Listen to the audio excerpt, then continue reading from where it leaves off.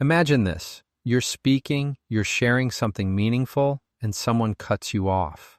That moment right there, it stings. It feels like a theft, like your voice just got pushed aside, and everything in you wants to fight for that space, to demand it back. But what if I told you the greatest power you carry in that moment is not to fight, but to pause? See, when someone interrupts you, they reveal their impatience, not your insignificance. Their voice might be louder, but it doesn't mean it carries more weight. And if you rush to compete, you've already surrendered the most sacred thing you have, your composure. This is not about ego. This is about alignment. The person who interrupts you is testing whether your voice comes from insecurity or from purpose. And when you refuse to be rattled, you reveal something far greater than sharp words. You reveal mastery over self.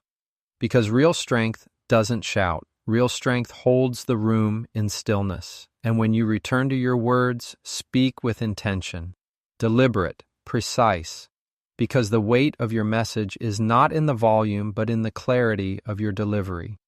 You don't need to prove your worth, you embody it. And here's the beauty. When you hold your ground with composure, you give everyone in the room a lesson without ever announcing it. You show them what confidence looks like. You show them that interruption does not diminish truth. It only amplifies it when truth is carried with peace. When someone interrupts you, the instinct is to jump back in, to fight for the space you just lost, but there's a deeper wisdom in holding your peace. A pause is not weakness. A pause is power.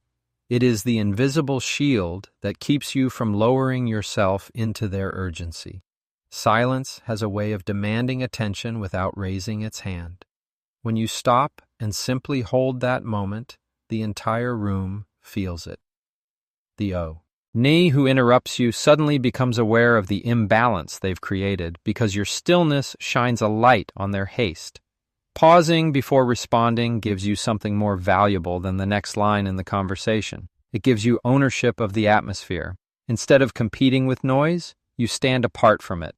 The pause clears space, both in the room and in your own mind, to make sure your response isn't born out of reaction, but out of intention. Think about it.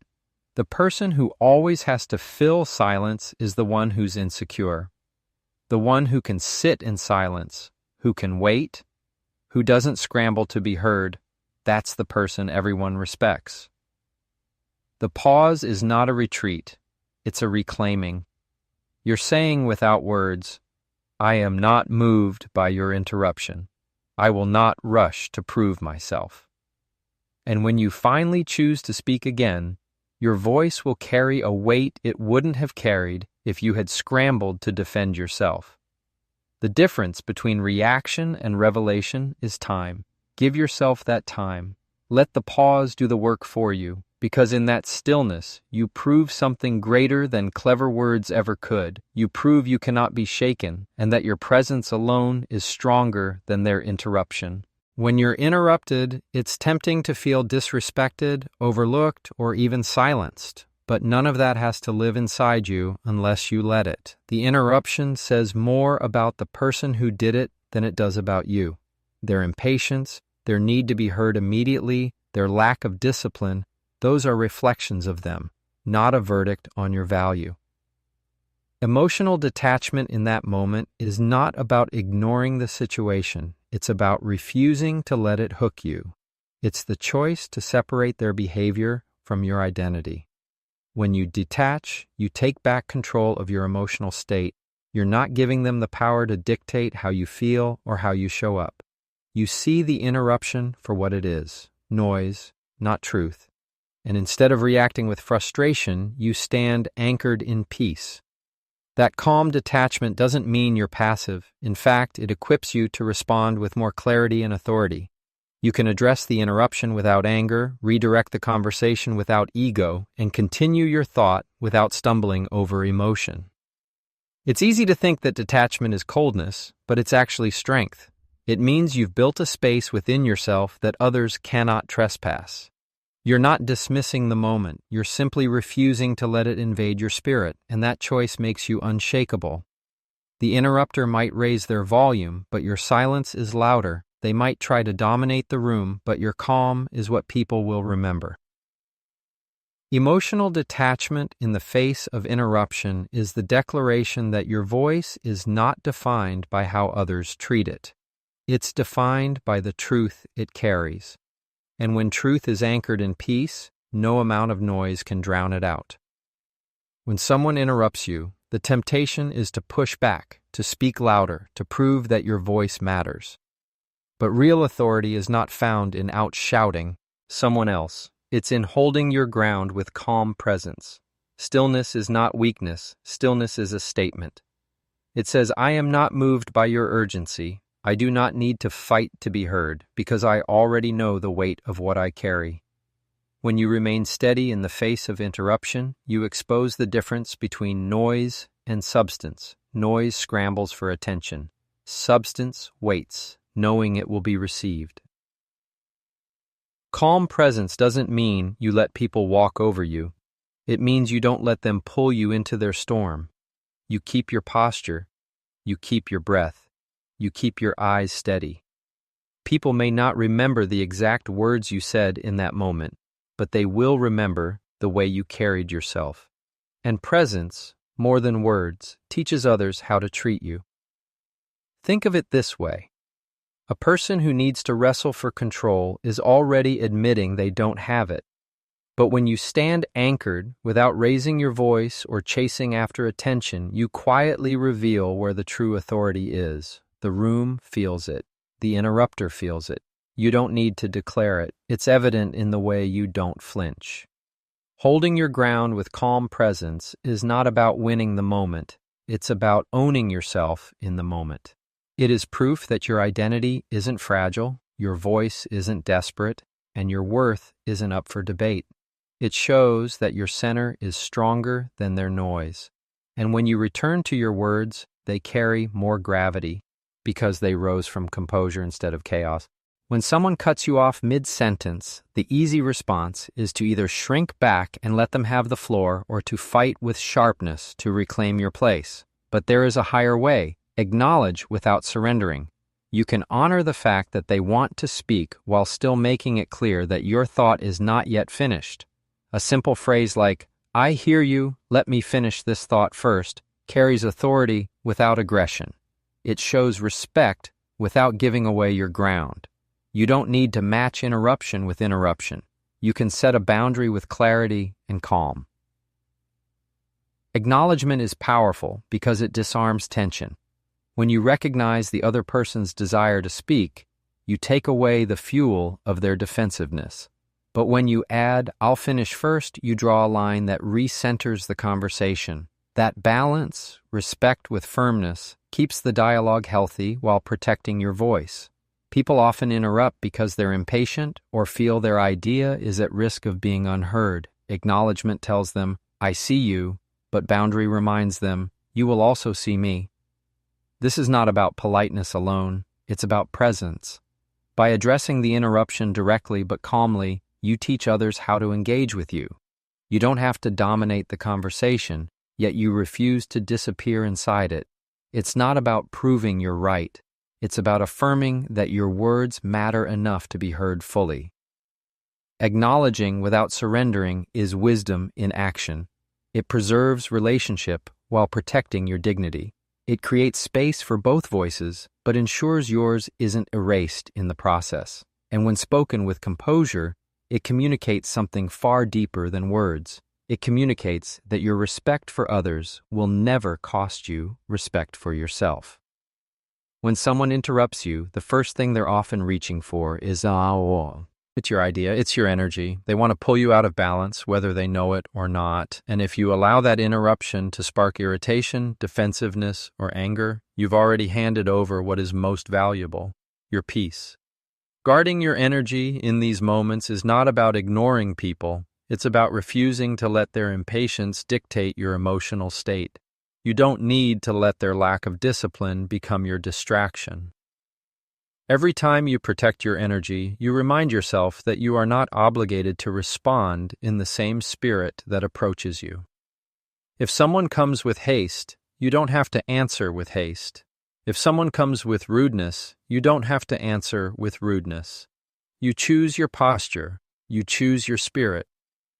Guarding your energy is the discipline of staying rooted when someone else is scattered. Think of your energy as the atmosphere you carry. If you let every interruption shake it, you'll constantly live at the mercy of other people's impulses. But when you keep it guarded, you show the room and yourself that your peace is not fragile. You're not here to fight for recognition. You're here to speak with purpose, and purpose does not crumble just because someone else couldn't wait.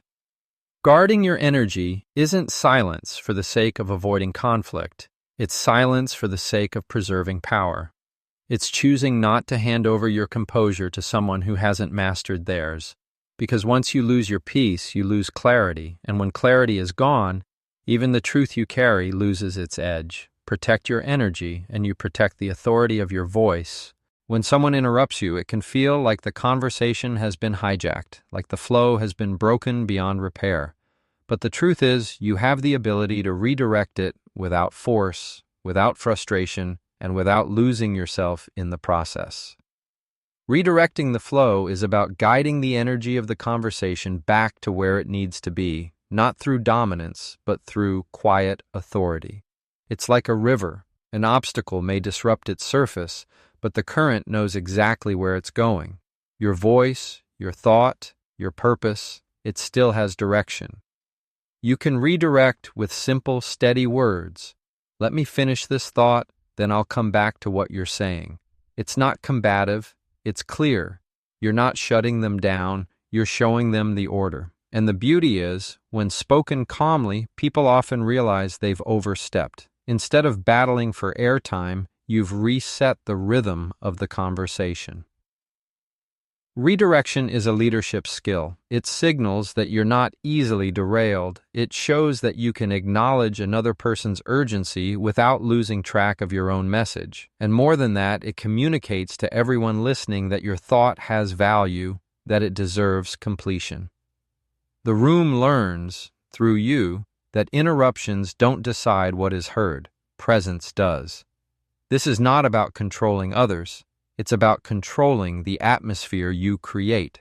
When you redirect with calm strength, you remind people that your words carry weight, and weight deserves space. A conversation doesn't have to spiral just because someone tried to take it off course. You have the authority to bring it back, gently but firmly, to the truth that needs to be spoken. Redirect the flow, and you remind the room that clarity always has the final word. When you're interrupted, the temptation is to rush back into your words, to pick up the three, and quickly so it doesn't unravel. But rushing weakens your voice. Clarity is where power lives, and clarity can only come when you slow down, gather your thought, and release it with precision. The interruption may have scattered the attention in the room, but your deliberate words are what bring it back together. You don't need to be louder, you need to be clearer. When you speak with clarity after being interrupted, it's like striking a bell in a noisy room. The noise doesn't matter because the tone cuts through everything. Every syllable becomes sharper, every phrase more memorable, because you are no longer speaking to be heard, you are speaking to be understood. That difference is what makes people lean in. Clarity is also discipline. It keeps your words from being wasted on reaction. Instead of explaining your frustration, you channel your energy into finishing your point with sharp edges and clean lines. The interrupter might have wanted to derail the conversation, but your precision puts it back on track. And here's the truth. People respect the one who can take a broken moment and restore order with nothing but words delivered well. The strength of your voice is not in how much space it occupies, but in how deeply it lands. A single, clear sentence carries more weight than a rambling paragraph spoken in defense. So when you resume after an interruption, slow down. Choose your words like tools, not weapons. And let the room feel the steadiness of a message unharmed by noise. Because clarity isn't just communication, it's proof that no one has the power to blur the truth you are meant to speak. Every response you give when someone interrupts you is more than a reaction, it's a lesson. You are teaching people, whether you realize it or not, how to engage with you. If you shrink back and let the interruption silence you, you teach them that your words can be brushed aside. If you snap back with anger, you teach them that you're easy to provoke. But if you hold your composure, acknowledge their presence, and calmly reclaim your voice, you teach them something entirely different. You teach them that you are not to be dismissed and you are not to be rattled. Training the room isn't about controlling people. It's about modeling how conversations with you will be carried. People often remember less about what was said and more about how they felt in your presence.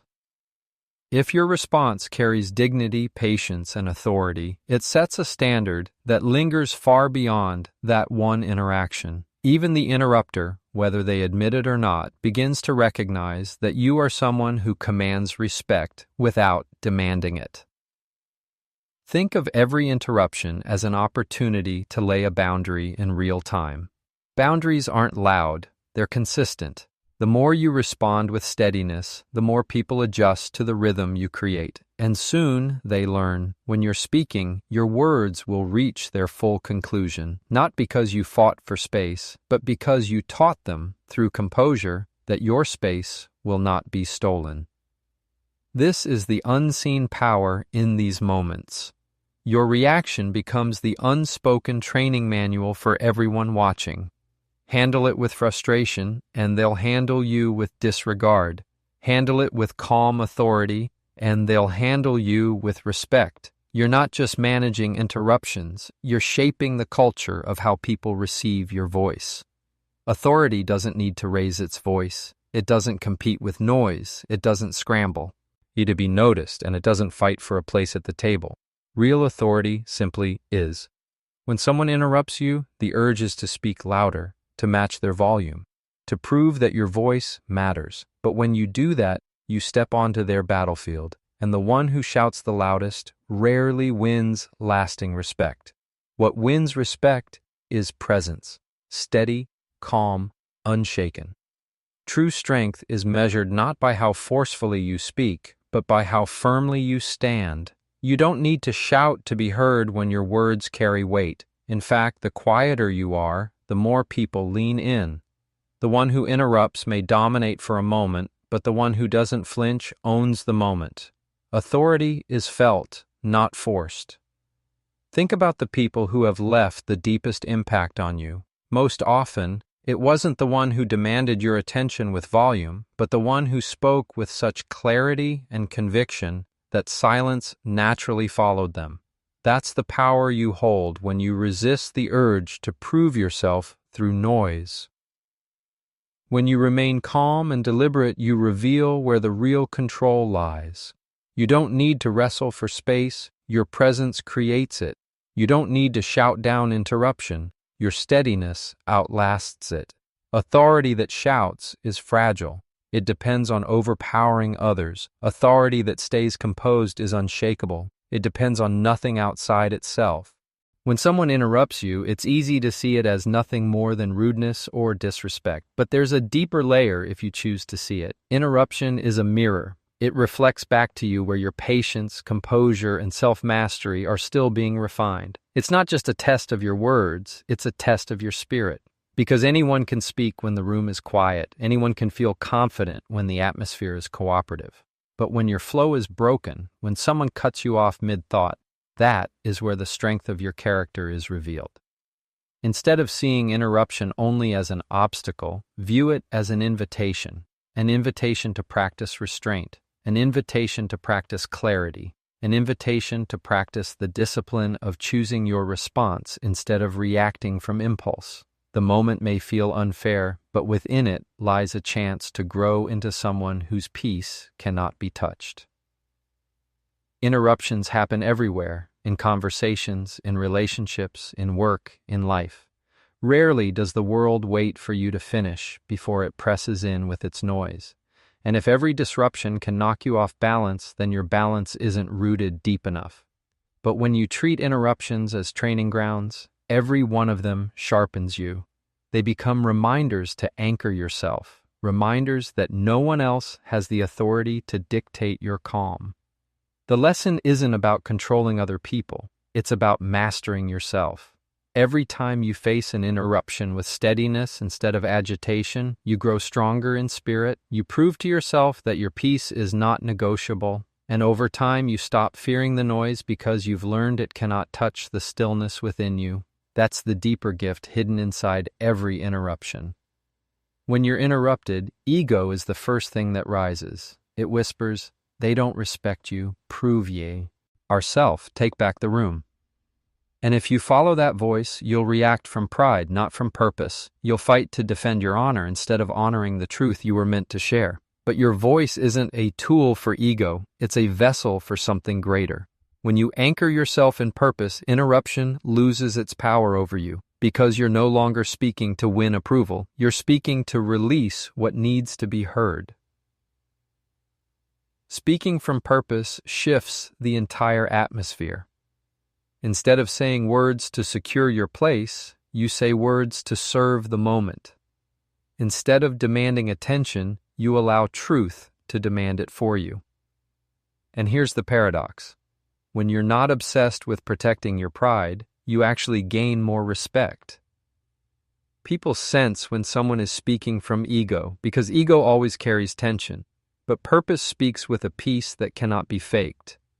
When you return to your thought after being cut off, ask yourself, am I speaking to defend myself, or am I speaking to deliver something meaningful? If it's the first, your words will fade as quickly as they were spoken. But if it's the second, your words will plant themselves deeply because they came from a place beyond self. Purpose doesn't need validation. It doesn't crumble when interrupted. It doesn't panic when delayed. It waits, steady, because it knows truth is timeless. When you speak from that place, interruption no longer feels like an attack. It feels like background noise. The message still stands. Your voice still carries. And the strength of what you're here to say outlasts any momentary disruption. That's the power of speaking from purpose, not ego. Sometimes, the most powerful thing you can do when someone interrupts you is nothing at all. Not every moment demands that you fight to be heard. Wisdom knows that timing carries as much weight as words. If the room is too noisy, if the person is too restless, if the atmosphere is too charged, forcing your voice into that chaos may only dilute your message. But waiting, choosing silence, choosing patience, can make your words land with 10 times the force when the space is finally ready. Resisting the urge to reclaim your voice immediately doesn't mean surrendering. It means you trust the value of what you have to say so deeply that you don't need to rush it. You know that truth doesn't expire. It doesn't lose its power just because it wasn't spoken in the exact second you wanted. Sometimes the wisdom is to step back, let the noise burn itself out, and then step forward again when the weight of silence makes everyone ready to receive. This choice is not weakness, it's strategy. It's understanding that interruptions reveal more about the moment than about your worth. And if the moment isn't right, you don't cheapen your voice by forcing it into ears that aren't listening. You wait, and when you do speak, people feel the authority in your restraint. They sense that you are not desperate to be heard, and that very restraint makes them lean in more closely. Timing can transform a simple sentence into a revelation. And sometimes, by choosing not to fight for space, you end up commanding it without effort, because the room always remembers the one who speaks with patience, not panic. Your voice becomes stronger not just because of what you said, but because of when you chose to say it. Every interruption you face is more than a break in your words. It's a test of your spirit. And the truth is, no one has the authority to silence you unless you hand them that power, your voice. It does not need to wrestle to prove its worth. It carries weight because of the stillness, the clarity, and the purpose behind it. When you pause instead of rushing, when you detach instead of reacting, when you hold your ground with calm authority, you rise above noise and reveal something stronger than dominance. You reveal mastery. The world will always have people who cut you off, who try to take the floor, who push to be louder. But the one who cannot be shaken by interruption becomes unforgettable. Let your presence speak louder than defensiveness. Let your peace speak louder than pride. And let your purpose speak louder than any noise. Because in the end, your voice is not just a sound, it's a statement of who you are. And when it comes from a place of unshakable confidence, no interruption can erase it.